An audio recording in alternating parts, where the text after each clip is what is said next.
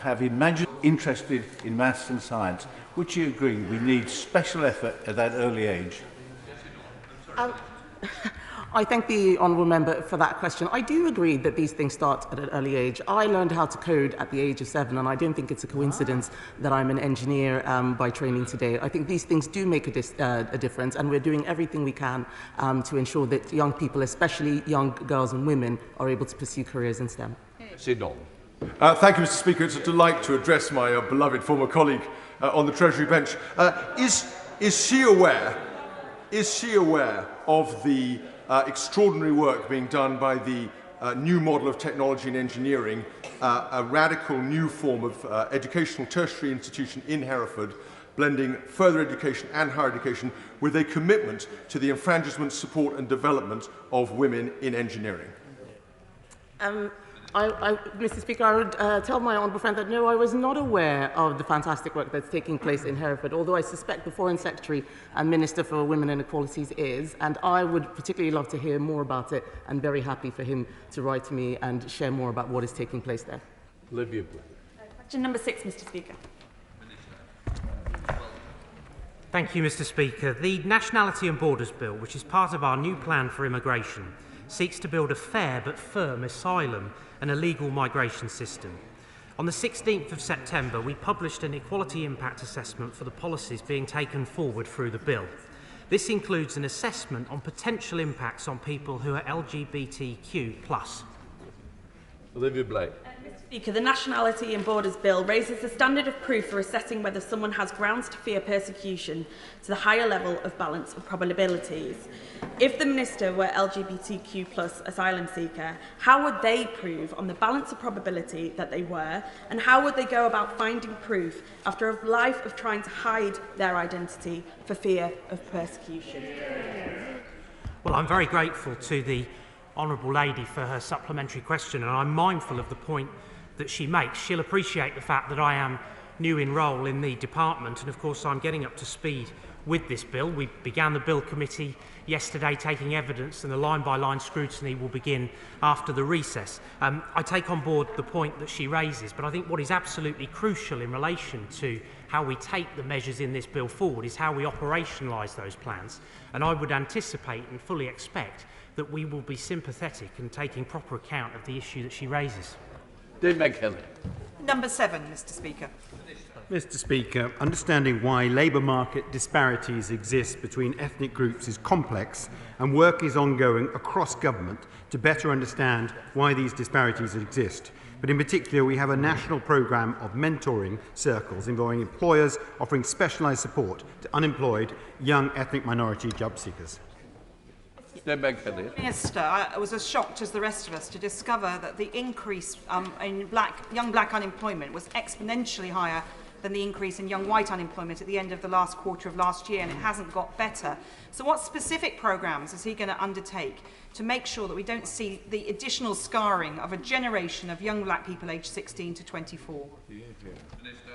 Well, government is already acting on this precise point, Mr. Speaker, and in her own constituency, Hackney, the Job Centre is working with the council and the local charity as part of the Improving Outcomes for Young Black Men programme. The focus of this programme is on harnessing successful young black men's potential and tackling the specific inequalities where they exist. Mark Eastwood.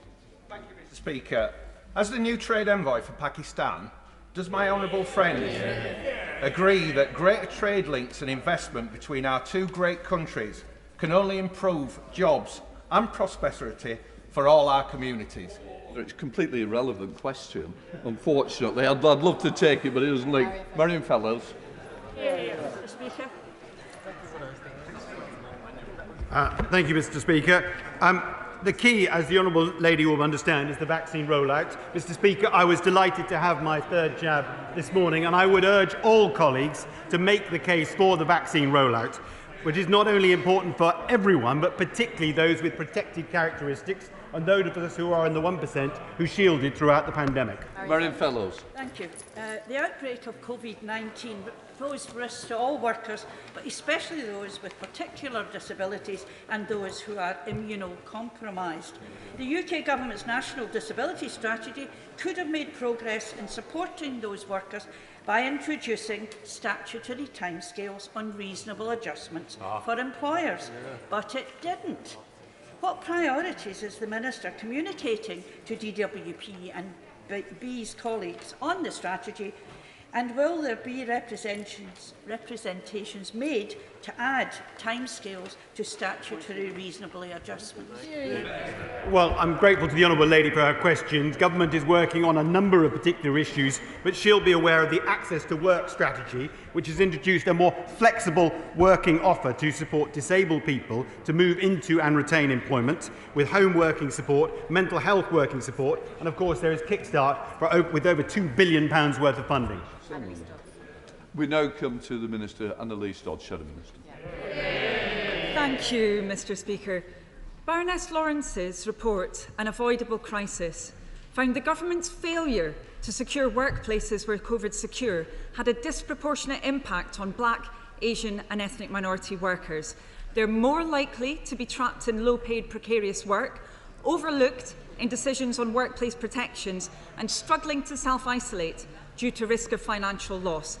So why is the government still refusing to require employers to report occupational COVID infections and to publish their risk assessments to keep these workers safe?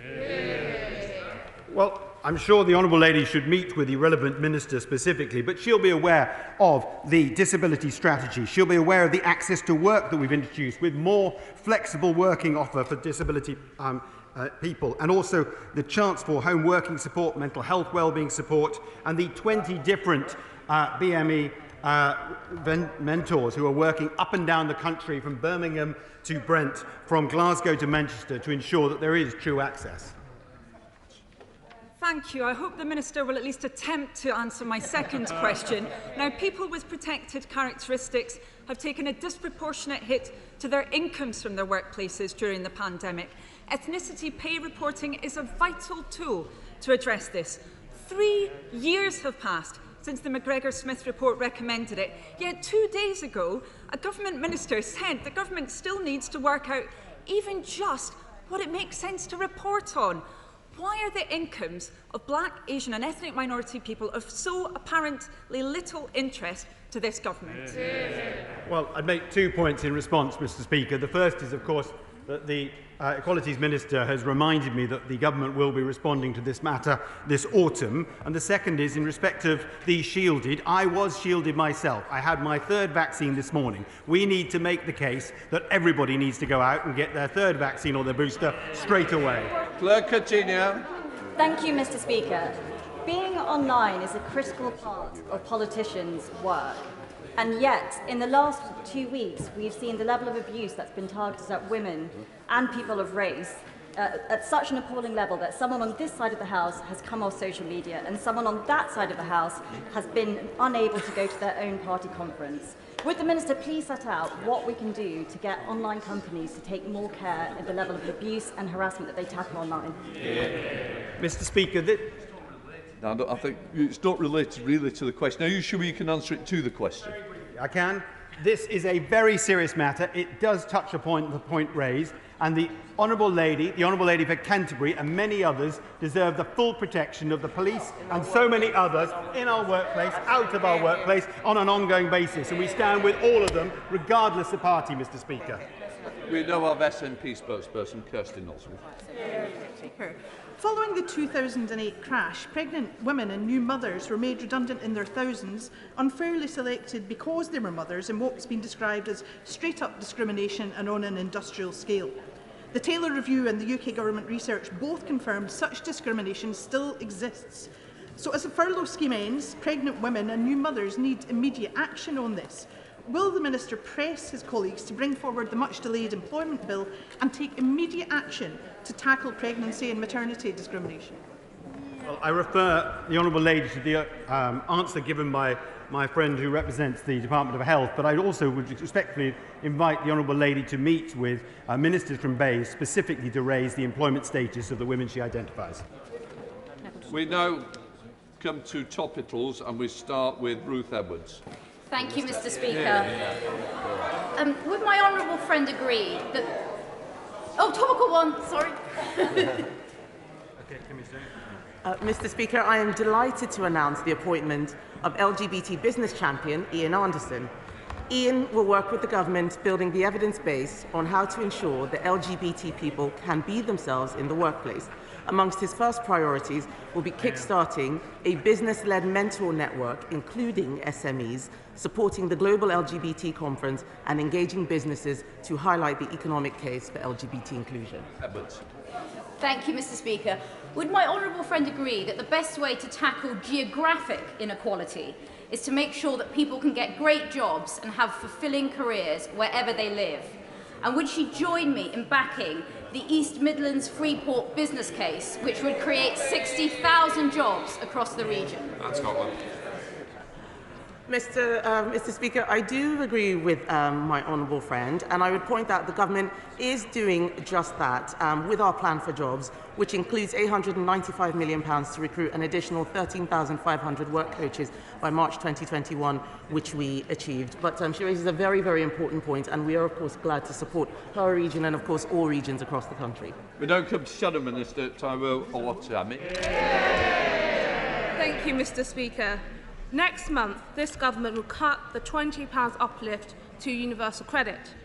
However, this summer, a staggering 7 in 10 universal credit claimers seeking support from the debt advice charity Step Change were women. Step Change also reported that from October, 70% of women receiving universal credit will see their monthly spending exceed their income.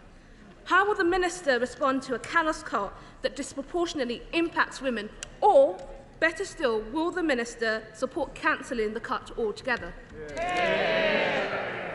Mr. Speaker, we have had multiple debates on universal credit, and we have been at pains to say that this was a temporary measure. This extra £20 was a temporary measure brought in because of COVID. We are looking after the public finances. We are doing the right thing by taxpayers, and we're doing everything we can to support vulnerable people in this country. Paul Howell. Thank you, Mr. Speaker. Last week I had the privilege of meeting my Sedgefield constituent Thomas Gill and his parents, who suffered major injuries as a result of a car being driven by a female driver under the influence of drink and drugs. But Thomas raised the concern because the sentencing was so low that young women were getting a more lenient treatment than young men. Could the Minister just assure him that we're equal under the law? I was very sorry to learn of the injury sustained by Thomas, and it is raised by my honourable friend. I can assure him and the House that equality applies to all aspects of justice. It always has, and it always will going forward. David Linden. Thank you, Mr. Speaker. On top of the injustices suffered by 3.8 million WASPy women and the widening gender pensions gap, today's NEO report finds that the DWP underpaid 134,000 pensioners, many of whom were women. What steps is the government taking to tackle the gender pensions gap, and will the Minister agree to meet with me to discuss how we can try and tackle this issue? Well, this government is doing huge amounts to tackle the gender pensions gap. Automatic enrolment is transforming this situation. Women used to be at 38%, they're now at over 80% of savings on an ongoing basis. Before we come to Prime Minister's questions, I would like to point out that the British Sign Language interpretation of proceedings is available to watch on the Parliament Live TV. We now come to questions to the Prime Minister, and I start with Robert Largan. Water.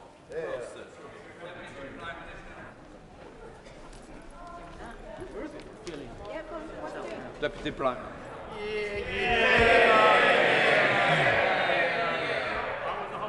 Thank you, Mr. Speaker. I've been asked to reply on behalf of my right honourable friend, the Prime Minister. As the House will know, he's been at the UN General Assembly in New York, where he's held meetings with world leaders, in particular leaders from countries vulnerable to climate change. He's also met with President Biden for discussions on climate, COVID and international security. Robert Largan. Thank you, Mr. Speaker. GPs have done a brilliant job delivering the vaccination programme. They've had to work very long hours in the most challenging circumstances, and now they're having to deal with a huge COVID backlog. As a result, many of my constituents have contacted me, frustrated by how difficult it is to see their GP face-to-face. Just this week, I've been contacted by someone who's been diagnosed with cancer after being taken into hospital. Now, she said to me, and I quote, "I can't help but wonder if they'd have caught it sooner if I'd been able to see someone in person instead of trying to describe my symptoms over the phone." So can I ask the Deputy Prime Minister what the government are doing to tackle the COVID backlog and get face-to-face GP appointments back as soon as possible? Can I thank my honourable friend? I know he's a huge champion of his local NHS. I know of the incredible work that he's done on reinstatement of breast cancer screening clinics, amongst other things. Can I join with him in thanking GPs for the heroic job they've done to see us through the pandemic? While appointment numbers have returned to pre-pandemic levels, of course, patients, the public, rightly expect to see their GP face-to-face where it's necessary, and as he'll be aware, we've provided, and the Chancellor has funded, a £36 billion package to deal with the NHS backlog, as well as pursuing our plan for social care. We now come to the Deputy Leader of the Opposition, Angela Rayner. Thank you, Mr. Speaker. And the honourable member makes a very important point that I think across the House people are concerned about that. And I share the Deputy Leader's comments regarding the work of the GPs and our local primary care services.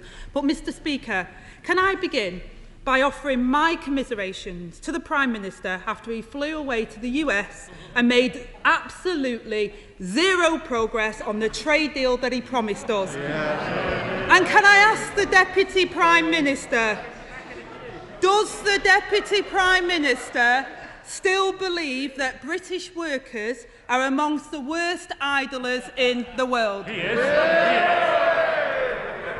Thank you, Mr. Speaker. Well, can I just say to the Right Honourable Lady, for a start, I think it's excellent news that because of the engagement we've had with the US, they have immediately given us the boost to trade and businesses by reinstating travel from the UK to the US.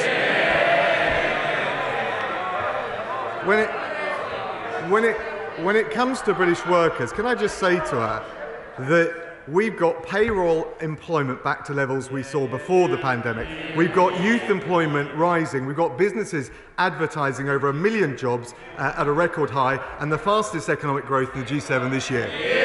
Angela Rayner. Oh, Mr. Speaker, still no trade deal. And those were the words, of the Deputy Prime Minister in his book, which he wrote alongside the Foreign Secretary, the Home Secretary and the Business Secretary. And his actions, Mr. Speaker, speak even louder than those words, because whatever they say, their political choices have made it harder for working families to get by. So can the Deputy Prime Minister tell us how much his universal credit cut and national insurance hike will take from a worker on £18,000 a year? Say a shop worker or a travel agent. Well, what I'd say to the Right Honourable Lady is that the UC uplift was always meant to be temporary. We've paid the wages of nearly 12 million workers through this pandemic. We are coming out with rising jobs, rising wages. We would have done none of that if we'd have taken her advice, not come out of lockdown. Labour have got no plan. Our plan is working. Angela Rayner. Mr. Speaker, lots of words for I don't know, so let me help him. His government chose to cut the income of a worker on £18,000 a year by over £1,100. And Mr. Speaker, that's almost exactly the same as an average annual energy bill. Just as energy prices are ballooning, they've chosen to take the money that could cover a year's worth of bills out of the pockets of working people. The Deputy Prime Minister has said the solution is for people to work harder. So can he tell us how many days a worker on the minimum wage would have to work this year in order to afford a night at a luxury hotel, say in Crete?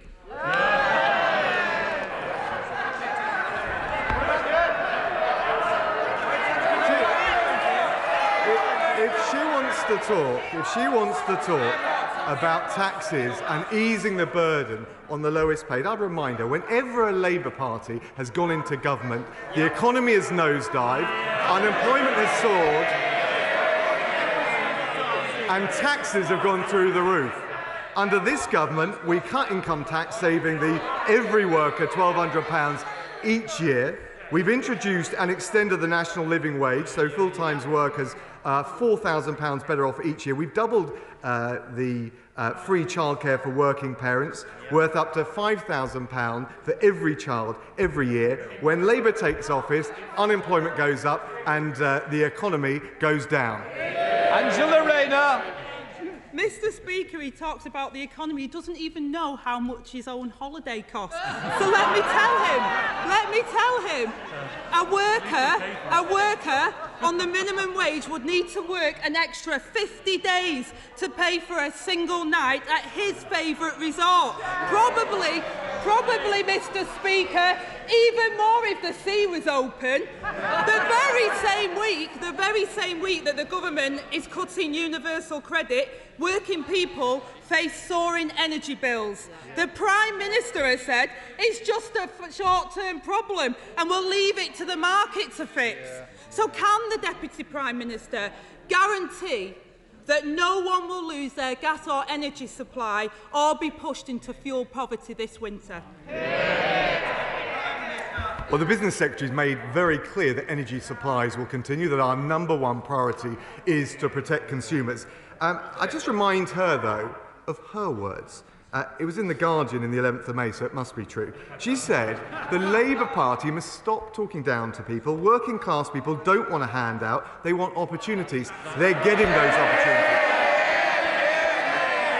Mr. Speaker, they're getting those opportunities under a Conservative government, with catch-up tutoring for over 2 million children this academic year, hundreds of thousands of jobs for young people under our Kickstart scheme, and helping over 1 million people on long-term unemployment out under the Restart scheme. She's right. Labour talks down to working people. Under the Conservatives, they get to rise up and fulfil their potential. Angela Rayner.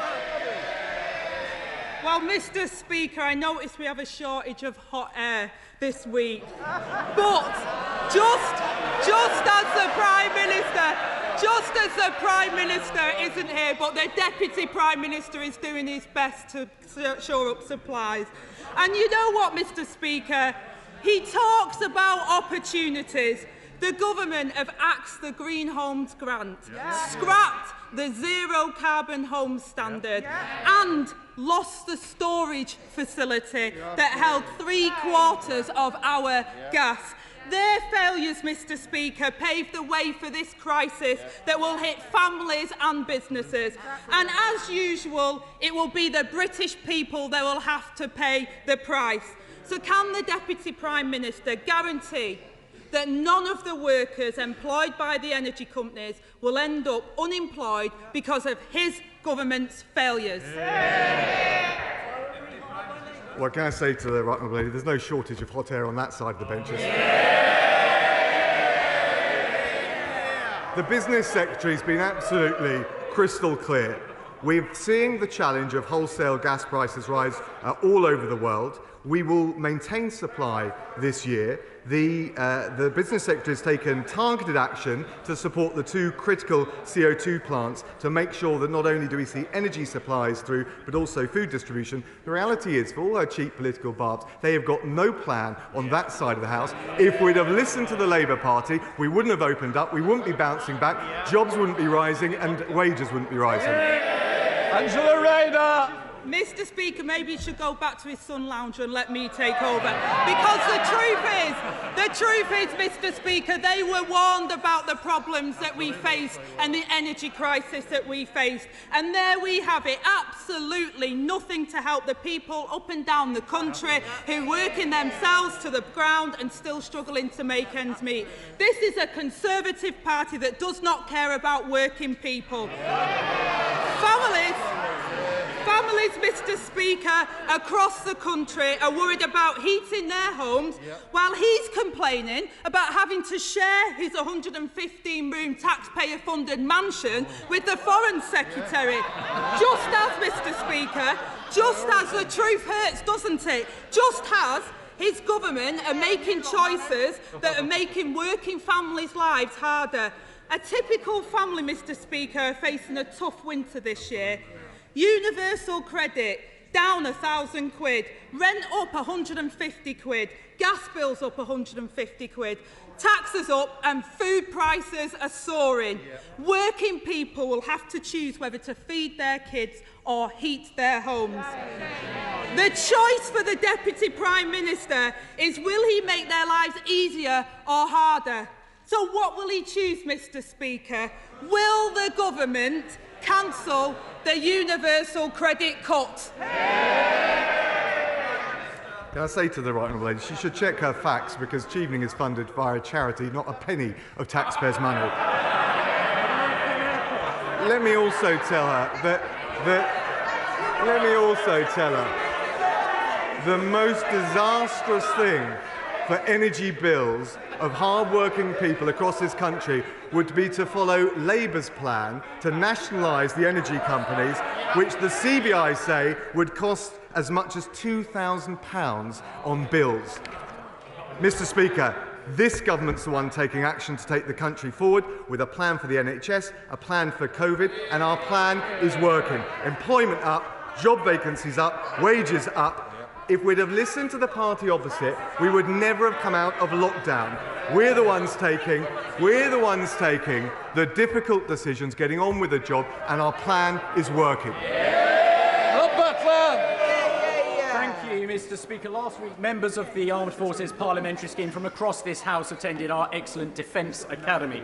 And what is striking is the number of services personnel from overseas who come to the UK to benefit from its world-class professional defence and security education. So does my right honourable friend agree with me that this is a further illustration that, far from being a fifth wheel on the carriage, the UK is at the heart of ensuring global security, that the AUKUS Pact is one of the best ways to meet emerging threats, particularly in the South China Sea? My honourable friend is absolutely bang on. The AUKUS partnership is incredibly important for our security. It builds on what we said in the integrated review about promoting stability in the Indo-Pacific. It builds on our FTA negotiations, including CPTPP. It builds on our membership as a dialogue partner of ASEAN, the Association of Southeast Asian Nations, the first new member in over 20 years, and it will have huge opportunities for jobs and businesses here at home, and part of the levelling up agenda.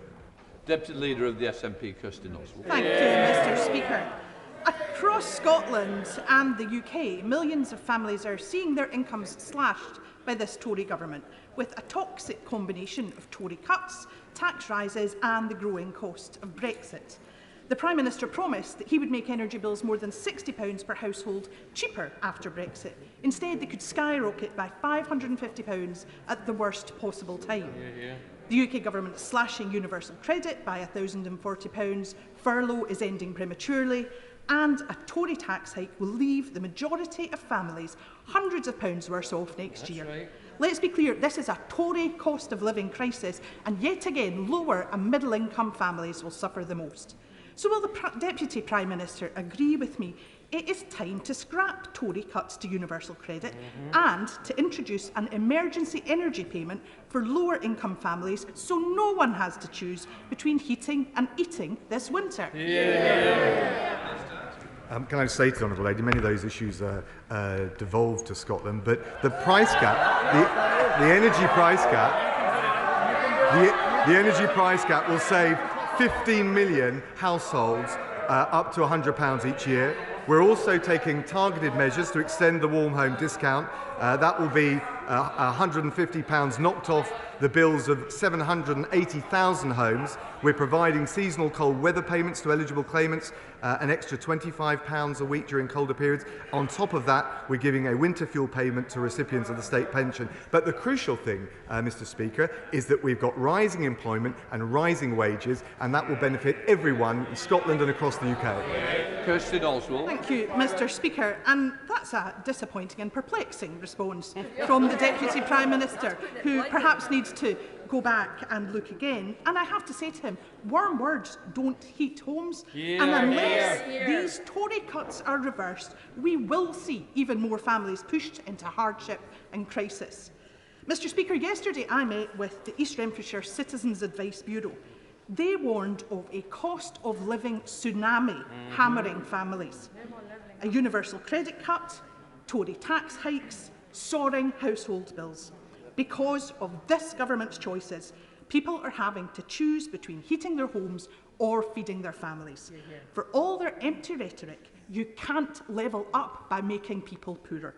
So can the Deputy Prime Minister explain why he's stubbornly refusing to consider introducing an emergency energy payment that would help families through a very difficult winter?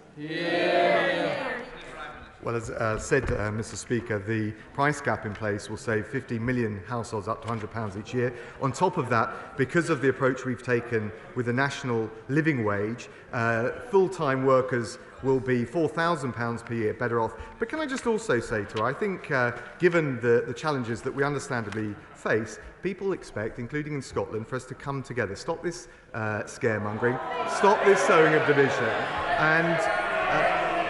and that's why I would have thought she would welcome the fact, with some of the challenges that the Scottish Ambulance Service is facing, that we've got the British Armed Forces helping the people of Scotland. Chris Loader. Thank you, Mr. Speaker. The bus and train operator First Group continue to slash our transport services in West Dorset, despite receiving millions of pounds of public money with no revenue risk at all, and the worst rail line frequency in the country on the Heart of Wessex line. Will the Deputy Prime Minister directly intervene to save what little service we have on that 3-hourly frequency line, or will he actively work to get a new operator that will? Can I thank my honourable friend, and I know he's a great champion for the people in his constituency. I also understand that the Department for Transport has been engaging with the transport operators in his constituency. I understand that South Western Rail intend to increase service levels to their pre-COVID timetable by May 2022, and I also know that they have ambitions for an increase in the train service frequency on the Great Western Rail route. DfT will of course continue to work with GWR, and I continue to support him in trying to champion commuters and passengers on all of those services. Stephen Farr. Thank you, Mr. Speaker. Without a Green New Deal, the government is struggling to meet its carbon reduction targets under the Paris Agreement. At the same time, the International Energy Agency is making clear there shouldn't be any new exploitation of oil or gas fields if the world is to meet the 2050 target for carbon neutrality. Yet the government is potentially investing in the new Cambo oil field in the North Sea, and also supporting other oil wells across the UK. So how can the government have any credibility when it said and made a pledge to cease funding oil and gas companies, yet this is still going ahead? Well, can I say to the honourable gentleman, thank him for his question. Of course, we launched the landmark North Sea transition deal to transform the offshore oil and gas sector in preparation for net zero, so we have a plan. We've also secured record investment in wind power, totalling close to £500 million. We've got a world-leading hydrogen strategy, and of course we're the first major economy in the world to set net zero into law. And I can tell the honourable gentleman that on Monday at the UN General Assembly, the Prime Minister announced £550 million of ODA that will be allocated to support developing countries to meet net zero. We're leading by example at home and abroad. Andy Carlson. Mr. Speaker, as you know, Warrington is one of the fastest growing towns in the north of England. But our hospital, which is mostly Victorian, is creaking at the seams. Over the last year, the hospital have recruited an additional 240 new nurses and more than 100 doctors. But we need more beds. So can I ask the Deputy Prime Minister to speak to the Health Secretary and ask him to back our bid for a new hospital in Warrington? Can I thank my honourable friend? He's a powerful champion for patients and his constituents. We've now received applications for to be one of the next 8 hospitals in our new hospital programme. I understand that an expression of interest has been submitted by proposing developments across both the Warrington and Halton Hospital. I can't, and he'll understand, notwithstanding the smart way that he's gone about his intervention, I can't comment on particular applications, but I can tell him there'll be a decision by the spring of 2022. Deirdre Brock. Thank you, Mr. Speaker. May I start, Mr. Speaker, as our Westminster COP26 spokesperson, by welcoming today's announcement by INEOS of £1 billion of investment into cutting greenhouse gas emissions at its Grangemouth plant and supporting the CCUS Acorn cluster at St Fergus in Aberdeenshire. A big step in the right direction. But now, I must ask the Deputy Prime Minister this. Can he outline exactly for us what it is his government has against the Scottish Government requiring real living wages for Scottish workers and net zero obligations in its green ports? Well, can I just say to the Honourable Lady, net zero is at the heart of everything we do, and we've raised the national living wage, which will save the full-time worker £400 every year. John Penrose. Mr Deputy Speaker, later today the Subsidy Control Bill will give us all a welcome chance to replace clunky and bureaucratic EU-derived laws with faster, simpler and more flexible UK rules instead. But would the Deputy Prime Minister agree with me that subsidies need strong controls so they aren't misused by, heaven forbid, a future Labour government? Ministers have already committed to make the UK world leader in subsidy transparency. So will he look carefully at proposals to publish details of more subsidies in future rather than fewer, as the current bill suggests? Can I thank my honourable friend? He'll know, of course, that today the House will be discussing our landmark subsidy control bill, which will allow us to seize the opportunities having left the EU.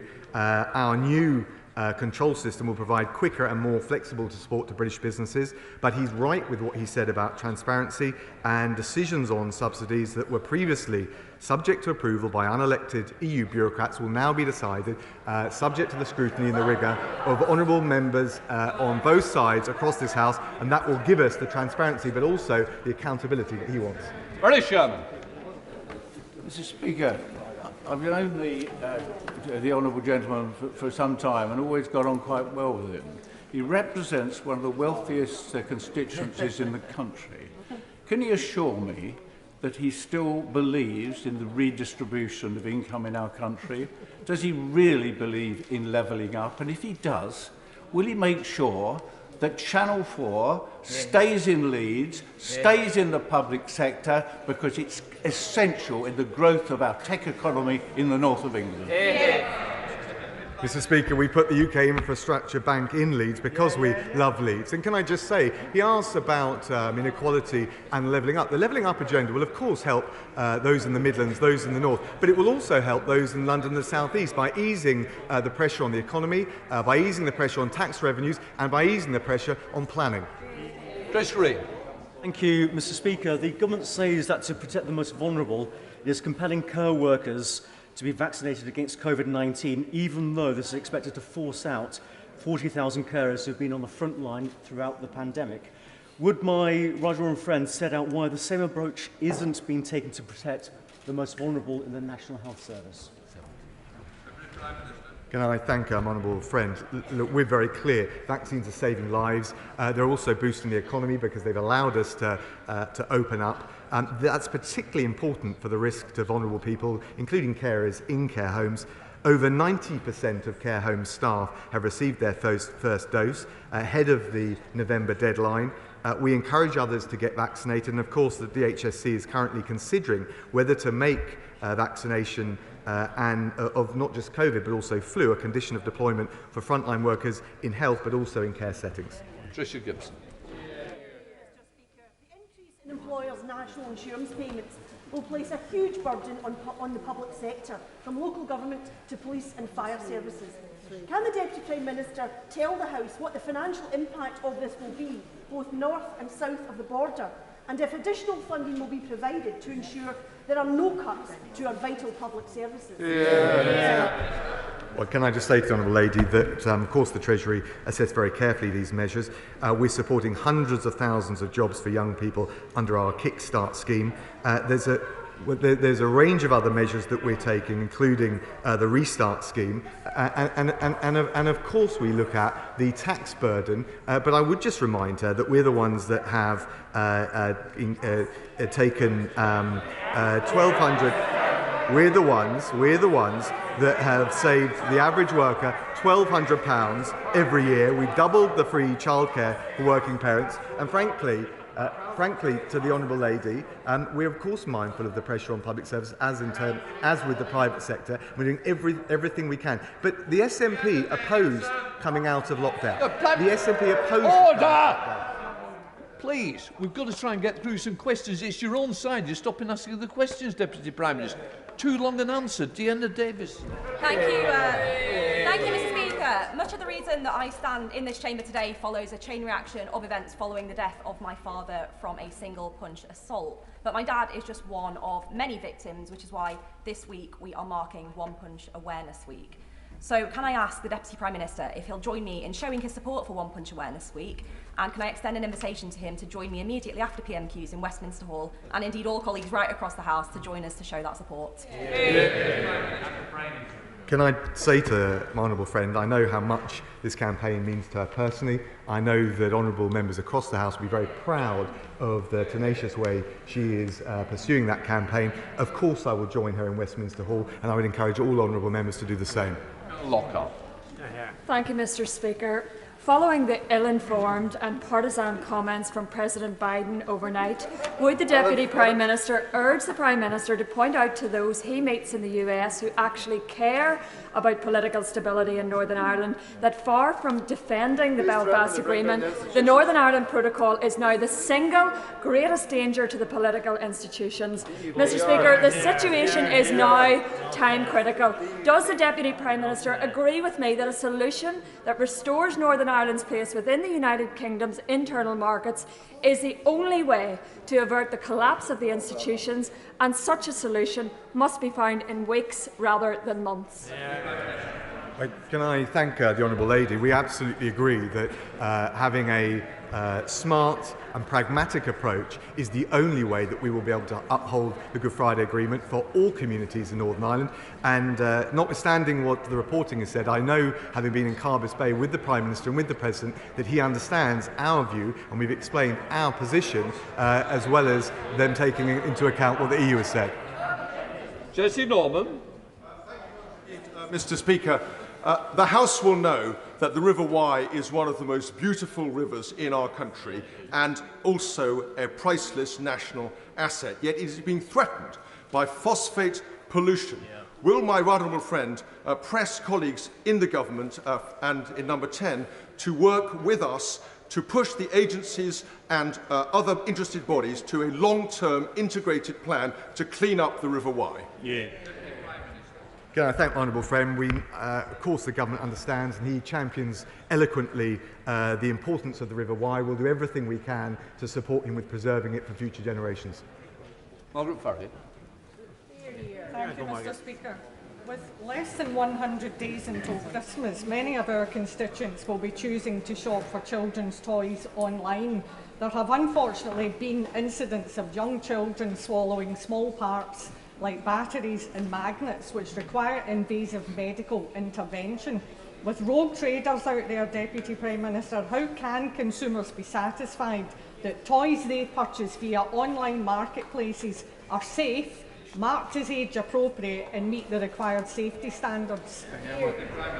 Can I thank the Honourable Lady? And I've got young children, and I know what it's like at Christmas, and as well as being a time of great happiness, also a certain degree of trepidation when they go for the presents in the way she described. But I can reassure her, manufacturers and distributors must provide information on age-appropriate use of toys.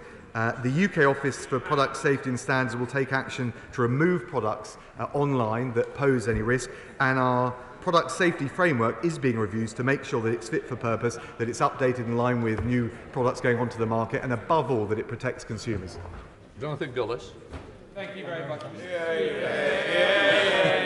Stoke-on-Trent has received so far £29 million to the Transforming Cities Fund, 550 jobs from the Home Office, and Kids Growth has received a £17.6 million town deal. After 70 years of neglect from the Labour Party, Stoke-on-Trent is firmly on the map, but we have a £73.5 million Levelling Up Fund bid. So will my right honourable friend ensure that Stoke-on-Trent, who is now hungry, gets its just dessert? He's a Doughty champion for his constituency. He's absolutely right. We'll give him all the support we can. And he's right to say the only reason that we're seeing that level of prosperity is because we've got employment rising, youth unemployment coming up, and rising wages. That's happening under this government because the opposition have no plan whatsoever. But it's nice to welcome back Sir George Hamilton. Thank you, Mr. Speaker. And can I take this opportunity to thank you personally for the kindness you showed during my recent illness. Does the right honourable gentleman agree that town halls know better than Whitehall when it comes to levelling up? And will he pass on my suggestion to the Prime Minister that he hosts a cross-party summit in Downing Street with local government leaders and mayors to discuss how they can be empowered to unlock that potential? Can I thank the honourable gentleman? Whatever our differences, it's fantastic to see him back in the chamber, contributing, holding the government to account. I think the agenda for levelling up has got to involve a team effort, central government, local authorities and the many metro mayors across the country. So I support the spirit of what he said and we'll do everything we can to work with him. Shimon Bailey. Thank you, Mr. Speaker. In Stroud, the Nailsworth Climate Area Action Network held a well-attended retrofit fair to help people learn about the benefits of insulating homes and the options available. Will my right honourable friend congratulate the group on the constructive approach to this difficult issue and provide the House with the confidence that the government is making even more creating even more solutions for energy-efficient homes, and let us know when there'll be more details of that work? Can I thank my honourable friend, support all of the efforts at the local level that she's pursuing. We're backing that up at the national level, requiring all new build homes by 2025 to have low carbon heating and world-leading levels of energy efficiency. That's on top of the investment, the record investment in wind power, on top of being producing a world-leading hydrogen strategy and also bringing the world together because it's going to require an international solution at the COP26 Global Climate Summit in November. Rachel Hopkins. Mr. Speaker, 239 jobs at the Vauxhall plant in Luton South are at risk this week due to the semiconductor chip shortage and furlough ending this month. The government has failed to safeguard jobs, failed to maintain key strategic supply lines and failed to support the UK's capability in areas such as silicon. So will the Deputy Prime Minister outline to me what Number 10 is going to do to ensure the UK automotive sector remains competitive globally and skilled jobs in towns like mine, Luton, are saved? Can I say to the Honourable Lady, I don't think it's quite right to say the government hasn't been supporting workers. We paid the wages of nearly 12 million workers throughout this pandemic. Clearly that can't continue indefinitely, but I can reassure her specifically that the government is investing in supporting gigafactories and we will be investing in the technologies of the future that will create the jobs of the future in her constituency and right across the UK. Derek Thomas. All of us here enjoy the opportunity to eat British food and drink and enjoy British flowers. I'm joined by all of Cornwall's MPs pressing the Home Secretary to renew the seasonal agricultural worker scheme for next year, 30,000 people, but also to allow them to pick daffodils. Will the Deputy Prime Minister please speak to the Home Secretary to remind her of the urgency of getting the seasonal agricultural worker scheme renewed? Thank you. My honourable friend is a powerful champion for his constituency in the region. I will, of course, pass on his suggestion and advice to the Home Secretary. I believe she's been lobbied from various other quarters. We're very mindful of the impact on seasonal workers and we'll make sure we get the right balance. Final question, Anna McMorran. Thank you, Mr. Speaker. A former junior minister for courts and justice once told this House he was absolutely committed to doing everything he could to improve the treatment of victims in the justice system. 6 years and 3 manifesto commitments later, we're still waiting for them to deliver a promised victims bill. That junior minister is now the 6th Justice Secretary. So will he commit here today to delivering that long overdue victims bill and bring justice to millions of victims across the country including my own constituent who was left homeless, jobless and traumatised through the court system. Can I thank the Honourable Lady? I can absolutely make that commitment. I can tell her on day one I looked at the plans and expedited the work that we're doing on it. Well, if she'd give me a chance, I've not been in the job a full week. But what I can also tell her, what we're doing right now with the victims, the Women and Girls Victim Strategy that we published in July, we've provided a national police lead that reports directly to the Home Secretary. We've invested 30 million in making streets safer at night, particularly important for women, so that they have that reassurance they need, that there are no no-go areas, that there are no de facto curfews. And we've also introduced 24/7 rape and sexual assault helplines. Can I just also gently say to her that in terms of standing up for the victims of crime, I lament the fact that the Labour Party voted against our police crime sentencing courts bill requiring all violent offenders, all rapists, all child rapists to serve at least 2/3 of the sentence behind bars. You can't stand up for victims unless you stand up for tough sentencing.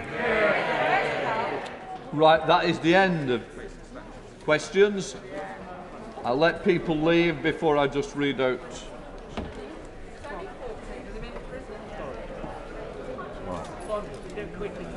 Okay.